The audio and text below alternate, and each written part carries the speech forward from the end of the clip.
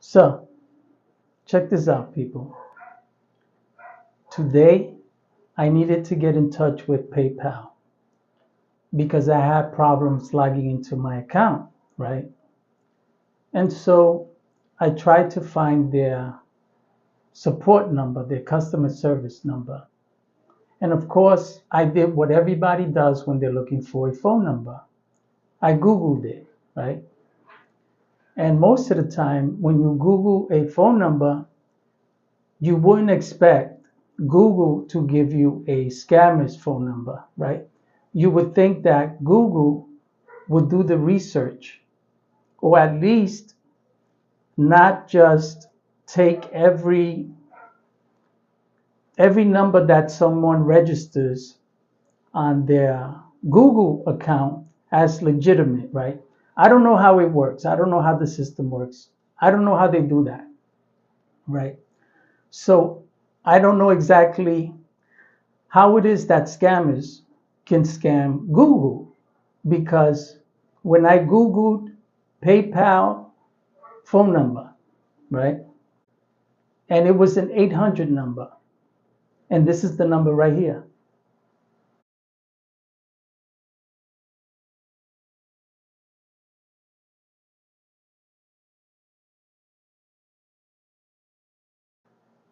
Now, when I called the number, I got someone with an Indian accent, right? And usually, when someone with an Indian accent picks up the phone when you call, most likely it's a scam. And I'm not being, um, what do you call that, prejudiced against any Indian people, but it's a fact. This is a 90% chance that if someone with an Indian accent picks up the phone when you call, it's a scam. I deal with scammers all the time. And when I deal with them, there are certain words they use, right, that are repetitive, right? I guess they read off of some type of sheet. And so the things he was saying made me suspicious. First of all, the Indian accent made me suspicious. Second, I could hear in the background their customer service people in the background, right? There's a certain sound, a certain way about these scammers area where they work, right? Their call centers, there's a certain sound, right?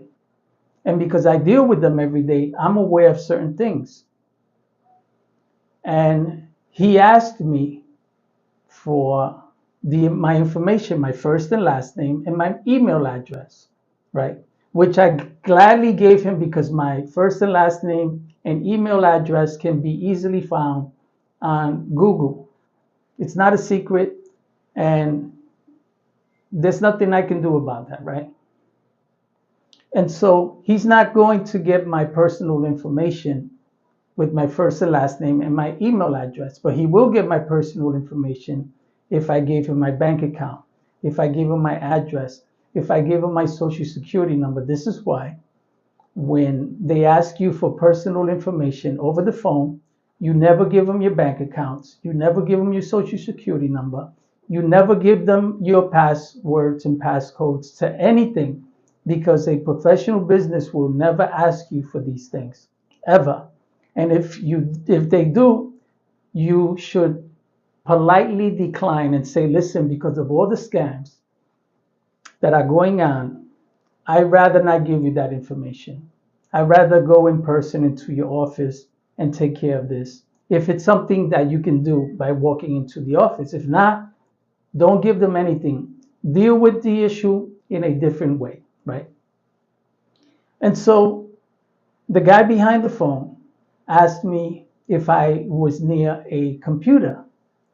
I said no, even though I was sitting at home in front of my laptop. And the reason why I said no was because he said that I needed to be in front of my computer in order for him to help me, which is a lie. You don't have to be in front of a computer for a customer service rep to help you with the app that you're using. You're on the app, not on your laptop. And so you don't need help with the laptop. You don't need help with the website. They need to handle the issue that you're calling for, right? And so, no, I'm not in front of my laptop.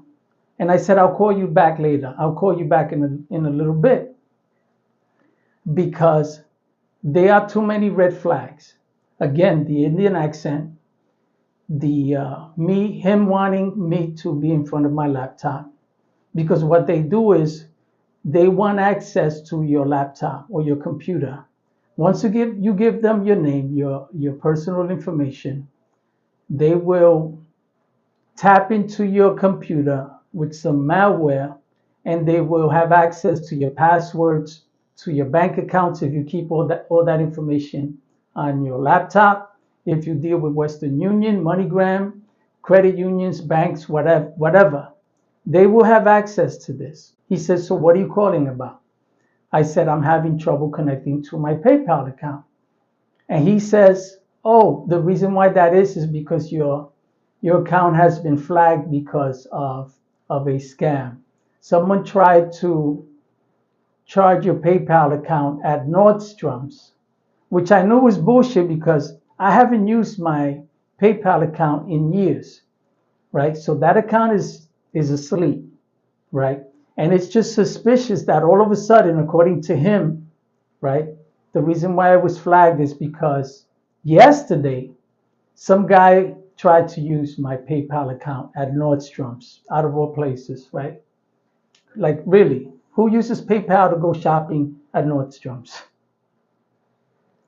And so that drew a red flag because most scammers tend to use that line. They tend to use the line that your account has been compromised, that someone tried to purchase something using your account, using your credit card, your Apple account, whatever. So I hung up and I thought about it for a little bit. I said, this sounds a little suspect. It sounds a little suspicious. I'm going to call back because I noticed that when you call these people back, either you won't get an answer when you call, but because I did get an answer the first time and it was Google who gave me that phone number, I knew they'd pick up. When you get a call from someone claiming that your credit card is being charged or your Amazon account, tell them, okay, I'm going to hang up. I'll call you tomorrow, right? Hang up and dial the number that they called you from again, and I guarantee you will not be able to reach them because those phone calls usually work one way, and that's incoming calls to you, not outgoing calls to them, right? And so I called the number back. And this time, when the person picked up, he didn't say, thank you for calling PayPal support. How can I help you? He simply said, thank you for calling support. How can I help you? And now I found that suspicious because businesses don't answer the phone that way. When you call Amazon, you get something like this. Thank you for calling Amazon customer service. This is so and so. How can I help you? They don't say thank you for calling support, giving you a generic response or a generic message to your call, right? And because it was so generic, if you say to him, I'm calling about my Apple account, he's going to pretend that he's there for Apple support, right? This is why they're giving you a generic answer when they say, thank you for calling support, because you're going to feed them the information.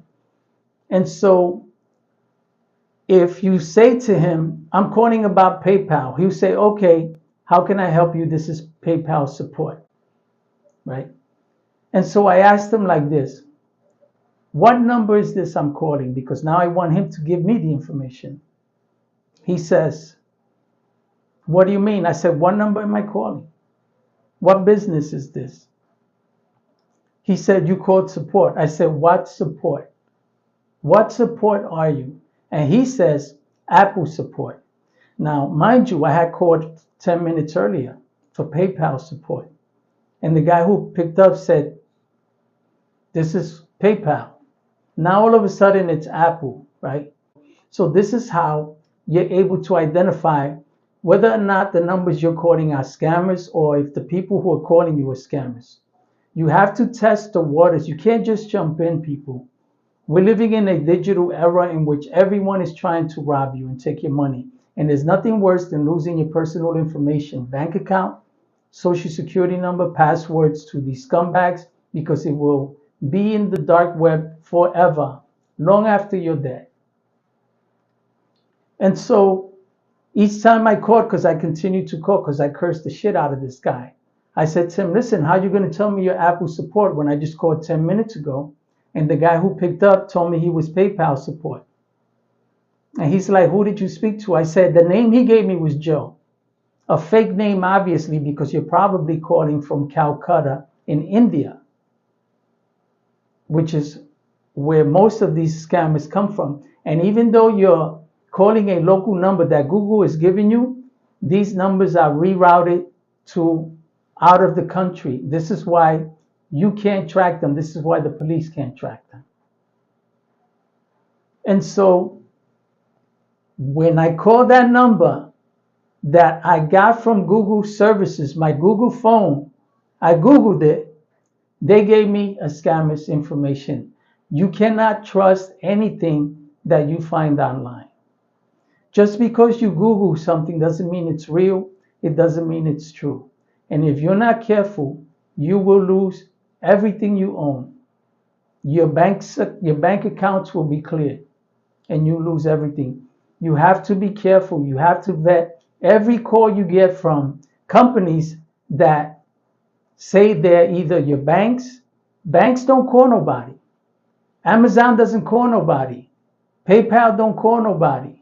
Social Security doesn't call anybody. Car insurances don't call nobody. And when you get these calls, most of the time, 10 out of 10 times, they're scammers. And so you have to be careful, people, because if you're not careful, you will get scammed. Everyone out here is out to scam you. It is an easy way to make money. You don't have to leave your home. All you have to do, or all these people do, is sit at home, drinking, smoking weed with their shirts off, sitting under the sun or in their AC, picking up the phone and calling elderly people, people who have no common sense, people who don't know how the technology works, people who are greedy and are easily enticed by money. These are the people that most of the time get scammed. And so you have to be careful. It's easy to get scammed these days. Anyone could get scammed. I'm always waiting for the time when it's my turn. And this is why I handle every single call as if though it was a scam. And when someone asks me, I don't care who they are, IRS, the President of the United States, they ask me for my Social Security number, I simply politely decline and explain to them that because of all the scams that are going on today, I'd rather not give you this information over the phone. No one, no professional business will ask you for your bank accounts, your passwords, your Social Security number. And if they do, don't give it to them. Most people believe that they have to give government agencies their personal information when they call you. Assume that these government agencies are scammers, that they're not real. And if you get a call from someone with an Indian accent, it's a scam. And if you call a company and they have an Indian accent, say thank you, I appreciate your time, my man, but I don't want to talk right now. Have a good day, and politely hang up. You have to research everything these days. You have to research your research. If not, you're going to get scammed. Unfortunately, that's the day in which we live today. So people, watch your backs, watch yourselves, and watch your money.